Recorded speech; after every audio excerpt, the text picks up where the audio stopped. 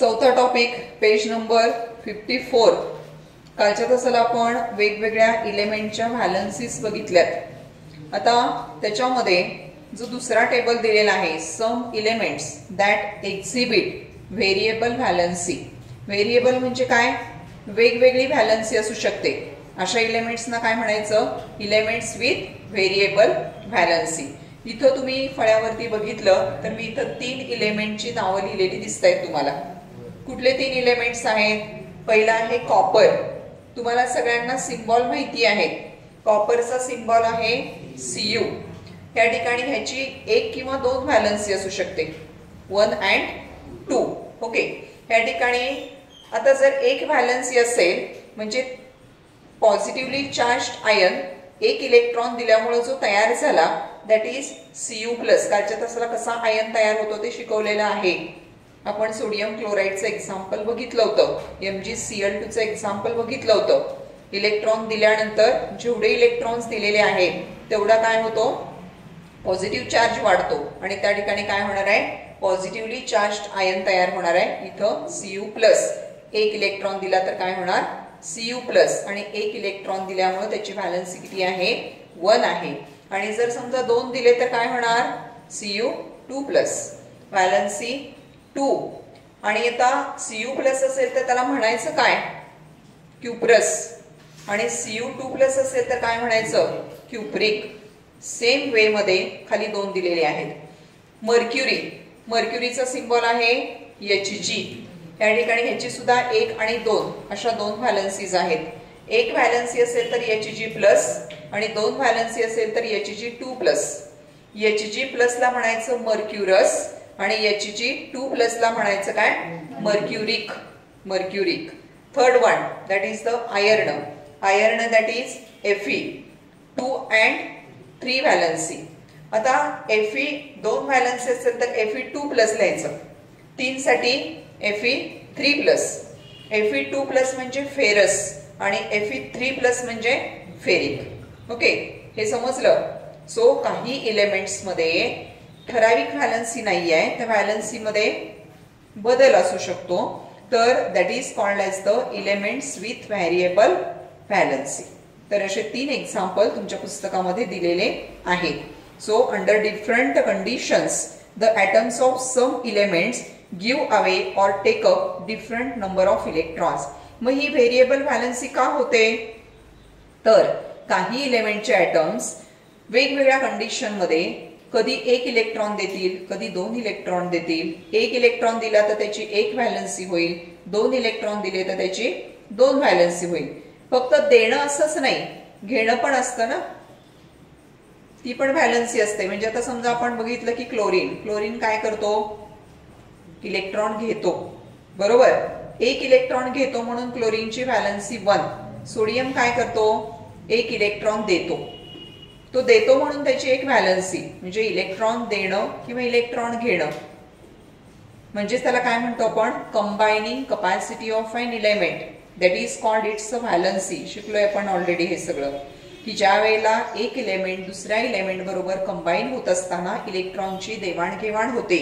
मग किती इलेक्ट्रॉन्स दिले जातात किंवा किती इलेक्ट्रॉन्स घेतले जातात ही असते त्याची व्हॅलन्सी. करेक्ट. आता त्यानंतर बघा खाली रॅडिकल्स हे आपण बघणार आहोत. त्याच्यासाठी इथं एक टेबल दिलेलं आहे, तर ते टेबल अगोदर मी इथं ड्रॉ करून घेते. 54 पेज नंबर वरती लास्ट कंप्लीट द टेबल असं म्हटलेलं आहे. तर ते टेबल आपण आता ड्रॉ करूया. तुम्ही देखील इथं सांगू शकताय की कशा पद्धतीनं कॅटायन्स आणि अनायन्स एखाद्या कंपाऊंडचे तयार होतात. ठीक आहे. आता इथं आपण complete the table 54 page number ह्याच्यामध्ये बेस आणि ऍसिड ह्याच्यापासून तयार होणारे त्या ठिकाणी कॅटायन्स आणि अनायन्स कसे तयार होतात ते लिहिलेलं आहे. पहिला बघा NaOH.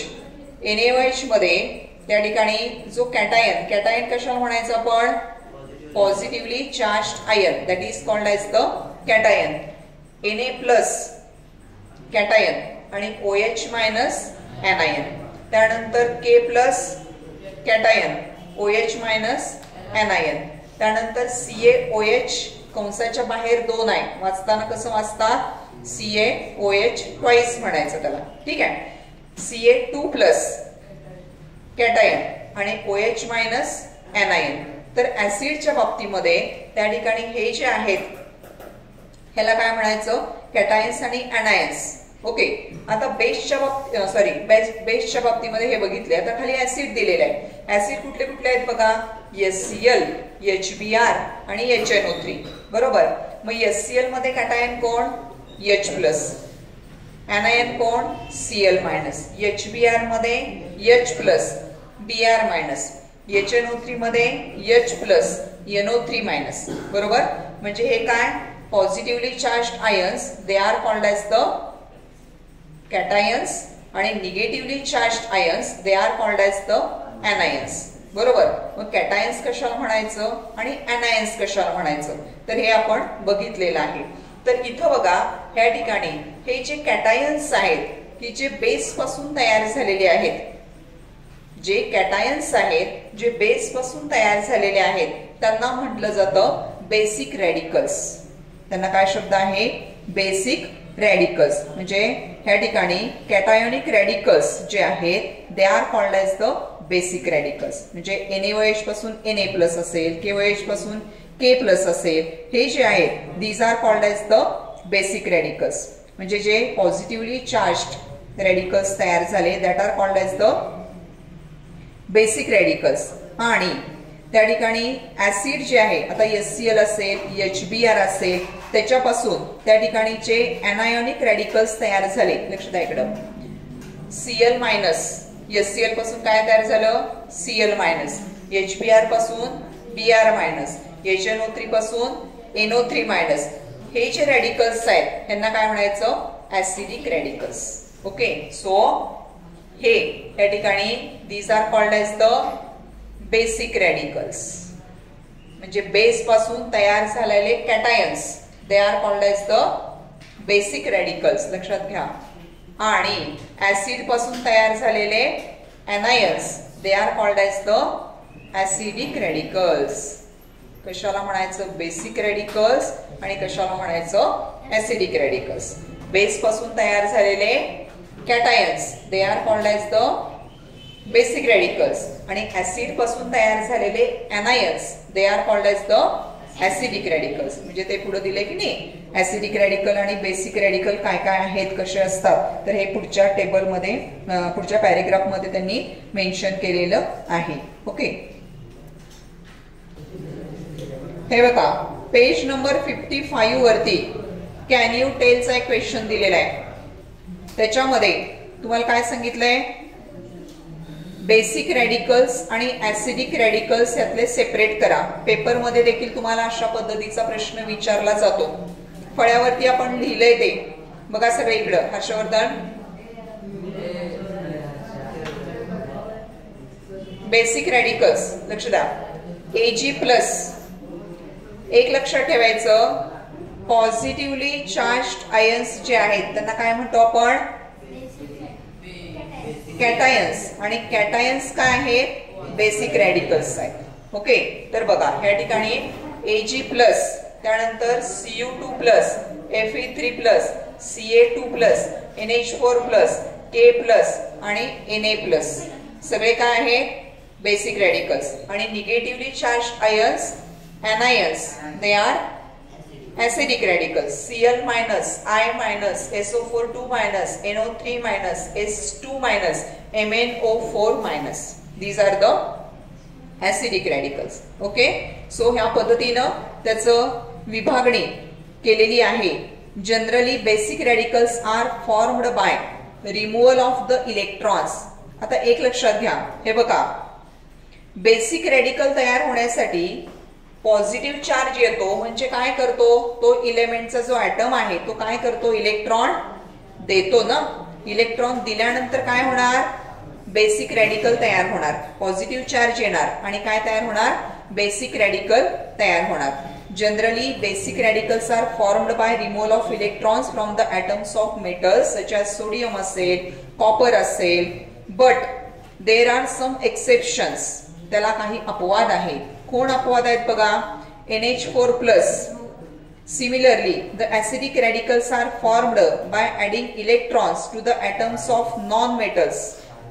या ठिकाणी बेसिक रॅडिकलला अपवाद कोण आहे? तिथं कंपाऊंड दिलेलं आहे NH4+, बरोबर आहे. तर हे काय आहे? बेसिक रॅडिकल आहे. त्यानंतर ज्या वेळेला ऍसिडिक रॅडिकल तयार होणार आहे त्यावेळेला इलेक्ट्रॉन्स काय केले जातात? घेतले जातात ना. इलेक्ट्रॉन्स घेतल्यानंतर निगेटिव्ह चार्ज येणार आहे, बरोबर. मग आता इथं बघा कुठले कुठले निगेटिव्हली चार्ज आयन्स आहेत किंवा एनायन्स आहेत. Cl-, I-, SO4 2-, NO3-, S2-, MnO4-. These are called as the, काय म्हणायचं त्यांना? ऍसिडिक रॅडिकल्स म्हणायचं, बरोबर आहे. म्हणजे या ठिकाणी बेसिक रॅडिकल्स काय म्हणायचं, कशाला म्हणायचं, आणि ऍसिडिक रॅडिकल्स कशाला म्हणायचं हे तुमच्या लक्षात आलंय? आलं. आता त्याच्यानंतर आपण पुढे जाऊन त्या ठिकाणी रॅडिकल जे आहेत,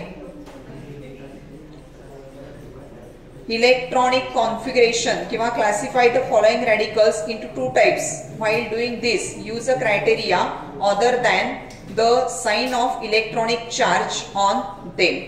इलेक्ट्रॉनिक चार्ज न वापरता दुसरा कुठला क्रायटेरिया आहे की हे रॅडिकल्स क्लासिफाय होऊ शकतील, असा प्रश्न आहे. ठीक आहे. तर पहिल्यांदा बघूयात आपण ते कुठले कुठले रॅडिकल्स आहेत आणि मग तुम्हाला सांगते त्याची दुसरी पद्धत क्लासिफिकेशनची काय आहे. ठीक आहे. रॅडिकल क्लासिफाय करण्यासाठी दुसरी जी पद्धत आहे की त्याच्यामध्ये किती ॲटम्स आहेत, बरोबर.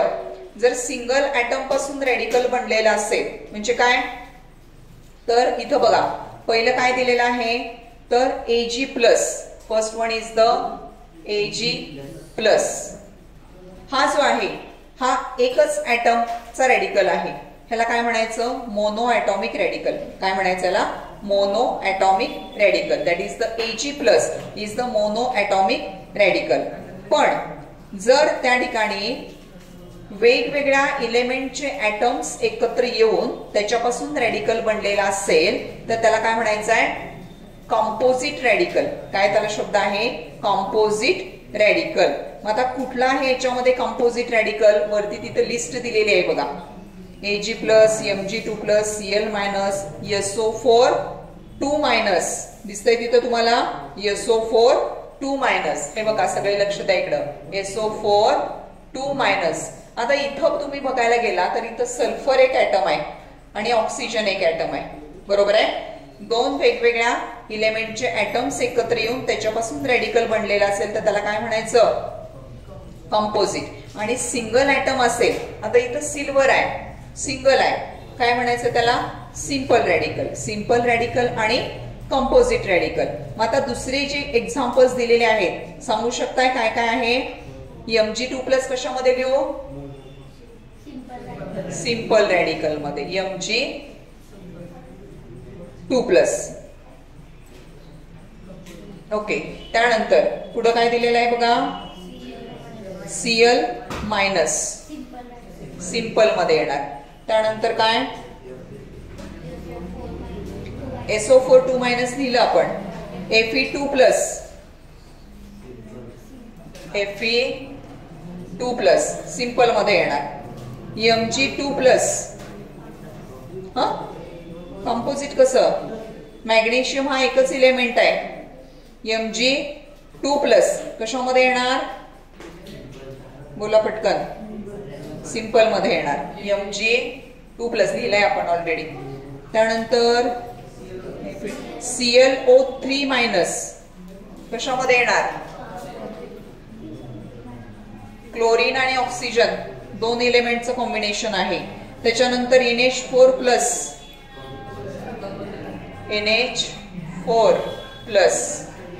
कंपोजिट मध्ये. Br-,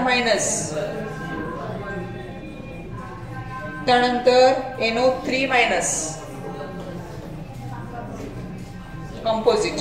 लक्षात आलं का बघा बरं? सिंपल रॅडिकल मध्ये Ag, Mg, Cl, Fe, Br हे सिंगल इलेमेंटचे ॲटम्स दिसत आहेत. इथं जर बघायला गेला तर 2-2 इलेमेंटचे ऍटम्स दिसत आहेत.